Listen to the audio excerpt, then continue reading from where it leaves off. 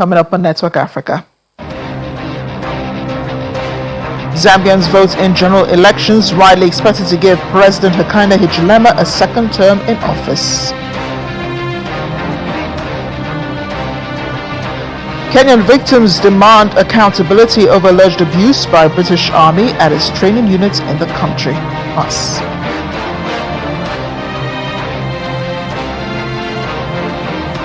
health workers in the Democratic Republic of Congo fearful as death toll surpasses 2,000.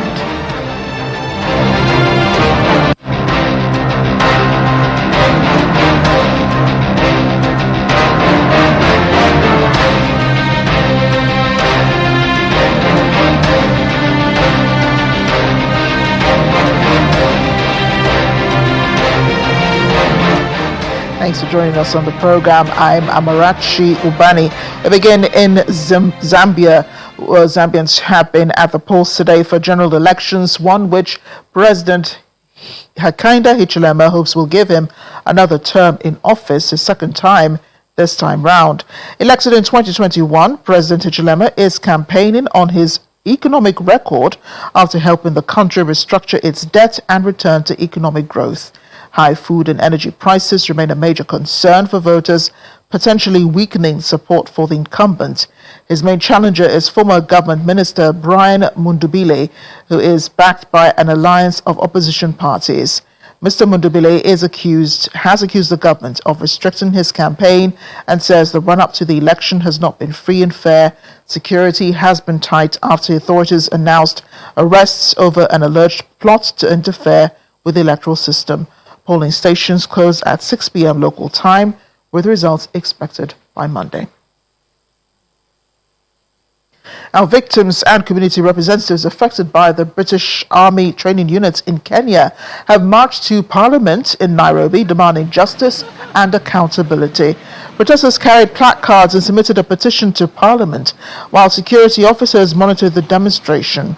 The protesters want Kenya and Britain to address allegations of abuse before moving forward with a new defense agreement. The case of Agnes Wanjiru, a Kenyan woman who died in 2012, remains central to the controversy. A former British soldier accused of her murder is currently fighting extradition from the UK. Other families say children allegedly fathered by British servicemen face discrimination and lack of support. Britain says it takes allegations against its personnel seriously and cooperates with Kenyan authorities on investigations.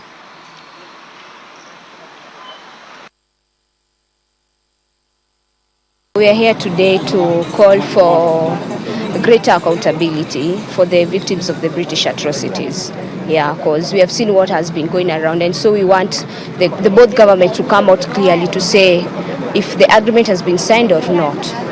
And also, there's no way they are signing the agreement without serving justice to the victims. Some of us, we have waited for far too long, waited for justice, and we are not seeing any progress. I mean, the progress is very slow, and it's unfortunate that even our government is not doing much to protect its own citizens. So it's depend with the political goodwill of these of our politicians. So that's why we are coming here to ask them to at least support us in every way that they can, so that we can get justice, because the justice systems, I know, are slow, and everything is slow to us. So what we want is action to be taken, because if the Batuk doesn't want to be held accountable, then they should go back to their country.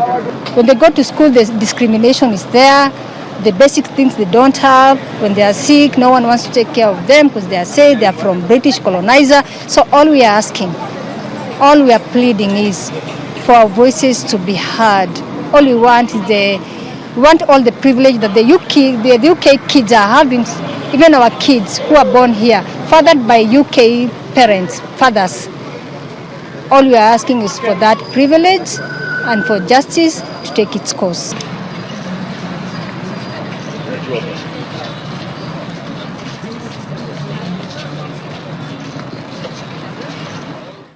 Now to Zimbabwe, which has declared a state of disaster after a ferry accident on Lake Kariba that claimed the lives of more than 40 people. The boat had been carrying around 120 people when it capsized after being hit by a strong wave. While 44 bodies have been recovered, there are still several others unaccounted for. In the meantime, search and rescue continues. South Africa's President Cyril Ramaphosa has sent condolences to the people of Zimbabwe. Joining us now is Business Development and Administration Manager Fadzai Manyipa. She joins us from Kariba in Zimbabwe. Fadzai, thank you so much for joining us on the program today. Thank you so much for inviting us as Kasambeza FM. We appreciate. Yeah, and authorities have put the death toll at 44. They say there may have been as many as 120 people on board that boat. Is it common practice that this means of transportation is usually overcrowded in Zimbabwe? The confirmed information is that the vessel had a stated capacity of 90 people, with authorities said ticket records showed about 114 adult passengers and 5 crew members with additional children possibly aboard. Other survivor accounts have put a total even higher than the so if you look at the information itself, it requires careful investigation. So as a journalist, I would be cautious about saying that overcrowding is a common practice with evidence of previous trips. Passengers manifest ticketing records and regulatory aspirations. What we can say is that if the vessel knowingly departed above its certified capacity, that is a serious safety concern. The question now is of whether a wider systematic problem in a passenger transport on Lake Kariba. Yes, and I do see that happening, everywhere else, in Africa where there is water transportation. Now, ideally, there should be an investigation into what has happened. Will anyone be held accountable? Yes, absolutely. A tragedy of this magnitude depends. It demands actually a thorough and independent and transparent investigation, not simply to establish the immediate cause of the capsizing, but to establish the chain of responsibility. Investigators should examine the vessel's certified capacity, passenger and ticketing records, some seaworthiness, maintenance history, weather and lake conditions, crew qualifications, departure procedures, safety equipment, communication loading practices, whether any warnings were ignored. Survivors have reported that the vessel encountered serious difficulties before capsizing, but those accounts must be independently verified. If the investigations establishes negligence, regulatory branches or criminal wrongdoing, then those responsible should face the approximate legal consequences. Accountability should not be presumed before the evidence is gathered, but neither should the declaration of a disaster become a substitute of determining responsibility. Fadzai, the government has declared a state of disaster. What would that mean on the ground? How will that be interpreted? Okay, so in a practical terms, it should mean that the incident received a coordinated national emergency way responses. Zimbabwe Civil Protection Act provides the framework for organizing and coordinating civil protection services during disasters and establish mechanism for financing disaster responses activities.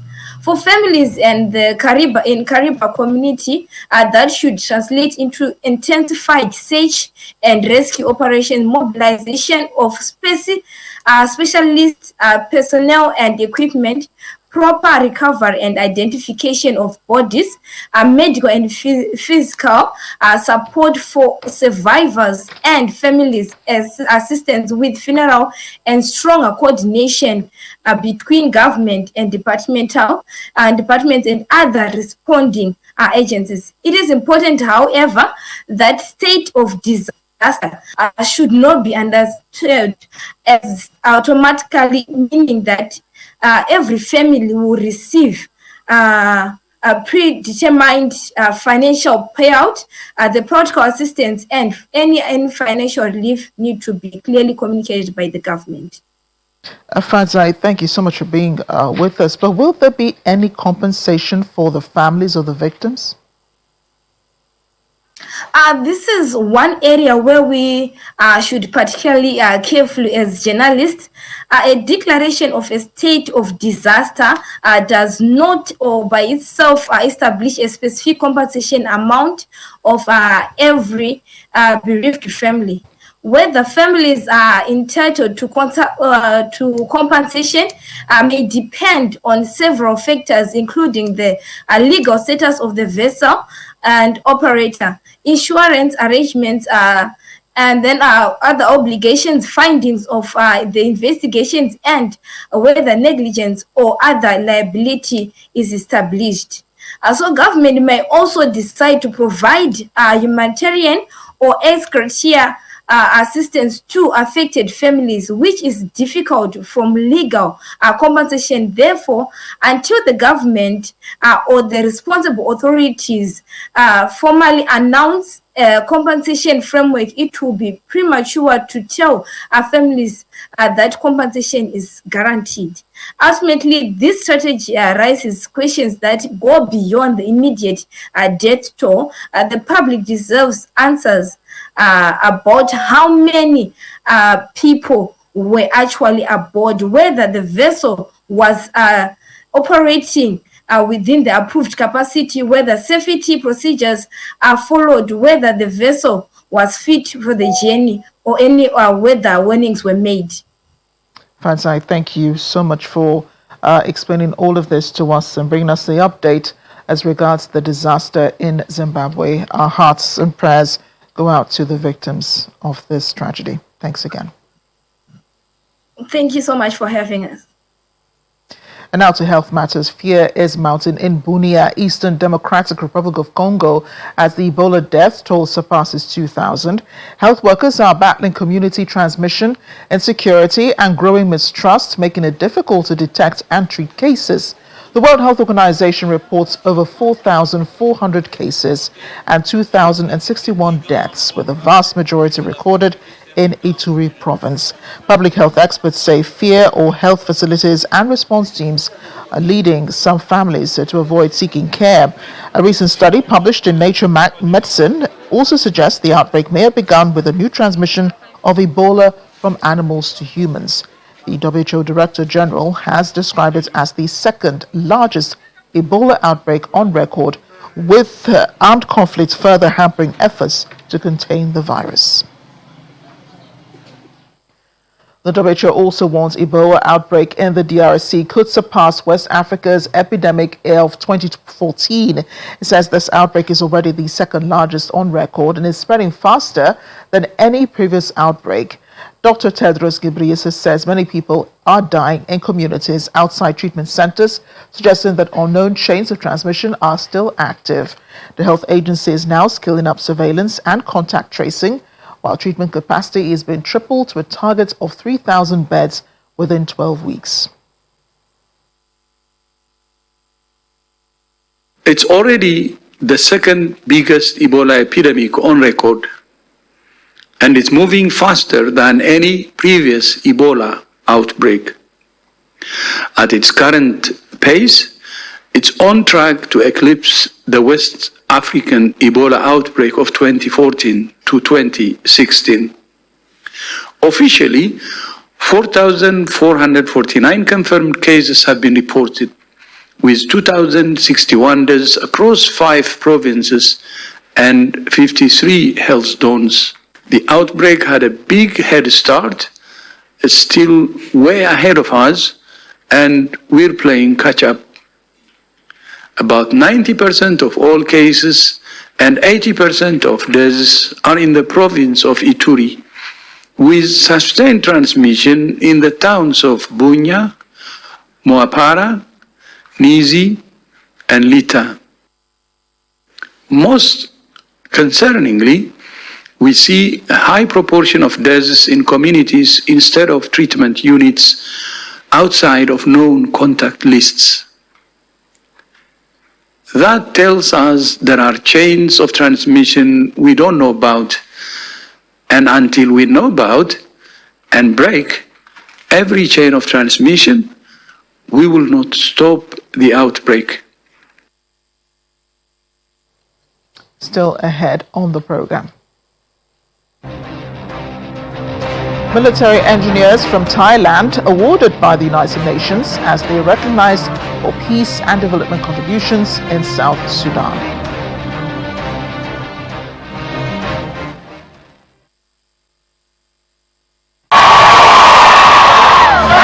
There are places you would like to go.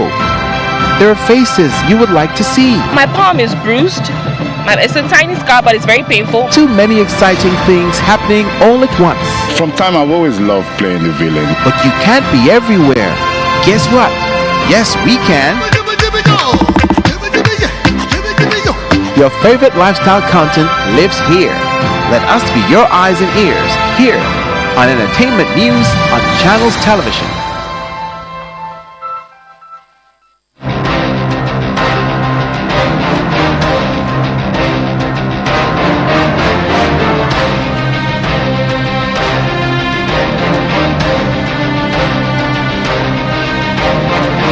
Welcome back. South Africa's President Cyril Ramaphosa has outlined government's plans to support manufacturing, boost investment, and tackle the challenges facing industry, including energy security, logistics, and job creation. He was speaking to business leaders at the SafeSA Business Breakfast, where he delivered the keynote address. His speech comes at a critical time for the economy, with pressure mounting to lower the cost of doing business and drive inclusive growth. The president reiterated that the government will continue to support exporters through trade negotiations. The long-term future of South African manufacturing depends on exports. And the Africa Continental Free Trade Area is creating a market of more than 1 billion people. All the 54 countries we have on our continent. Across our continent, countries are building cities, railways, power stations, transmission networks, mines, factories, and as you might not know, South Africa is the biggest investor on the African continent. No other country gets close to the investment that we put on the continent. So we need to follow that investment with the capability that we build here. We will require precisely the products and capabilities that are represented in this room to be exported. South Africa's President Cyril Ramaphosa. Well, here in West Africa, to the Economic Community of West African States, which is moving forward with plans for the long-delayed eco-single currency, with 2027 maintained as the target year. The proposed currency is designed to make cross-border trade easier by eliminating repeated currency conversions and exchange rate costs. Traders in Sierra Leone, however, say a single currency could reduce the financial burden of doing business across West Africa, but economists warn that differences in inflation and economic conditions could create serious challenges for a regional monetary union. ECOWAS is currently working on an exchange rate mechanism and a monetary cooperation fund as part of the final technical preparations.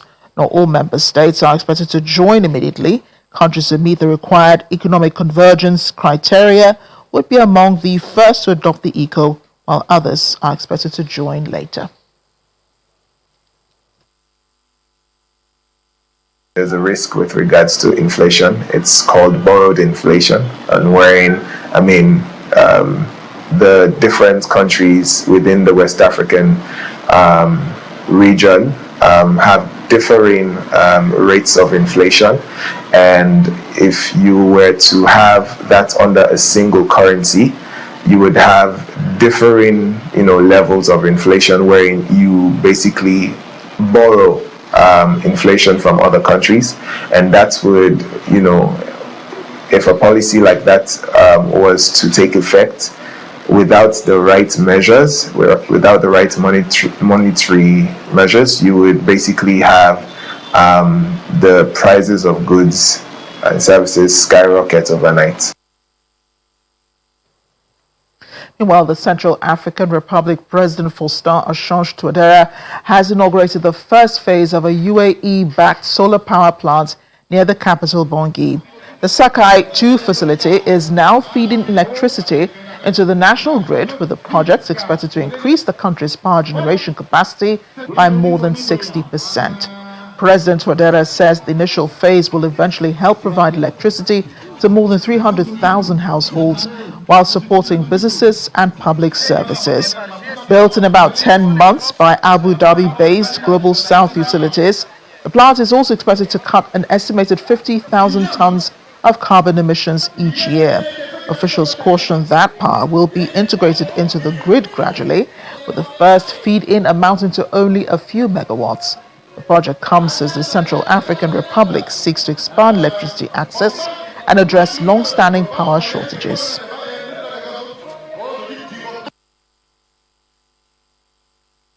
We celebrate a project of historic importance to the Central African Republic.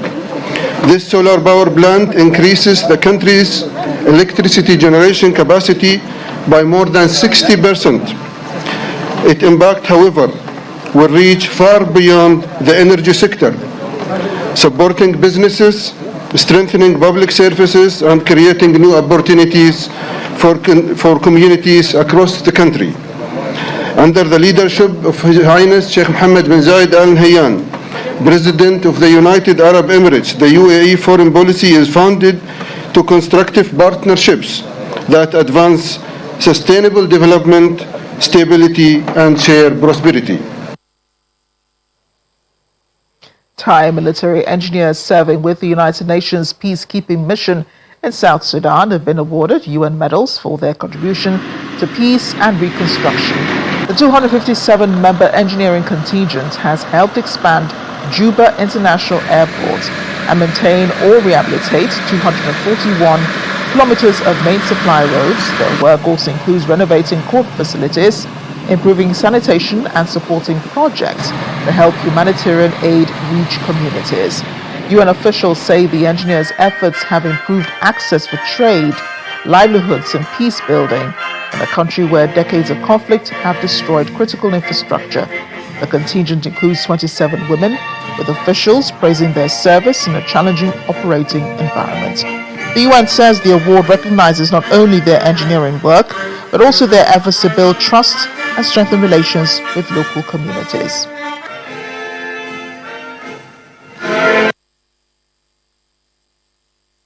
You have engaged with the local communities, supported schools and sanitation facilities, shared knowledge, and helped strengthen the relationship between the United Nations peacekeepers and the people of South Sudan. To the officers and peacekeepers of Thai HMEC, the United Nations medal you received today is a well-deserved recognition of your great service that you have done for past 6 months. It represents the long hours of work, the demanding conditions, the time spent away from your families, and above all, the professionalism and dedication you have demonstrated while serving under the UN flag. We have applied our engineering capability to support local community, include the renovation of the school facility and the improvement the sanitation infrastructure. We have also shared agriculture knowledge and practice inspired by Thailand's sufficiency economy philosophy with the aim of the promoting food security, encouraging self-reliance, and contribute to and improve quality of life for the people of the Republic of South Sudan.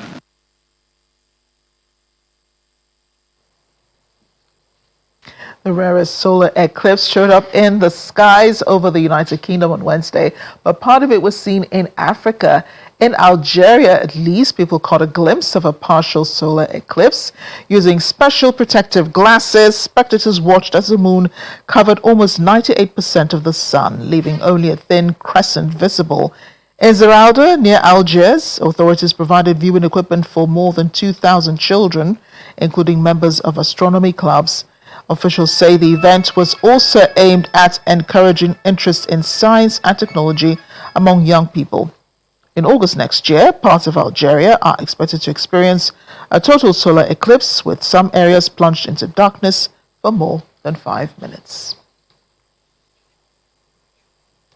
And as we end the program today, here's a fun fact this Thursday. Did you know that Nairobi is the only major capital city in the world that borders an actual natural national park right outside the bustling downtown skyscrapers?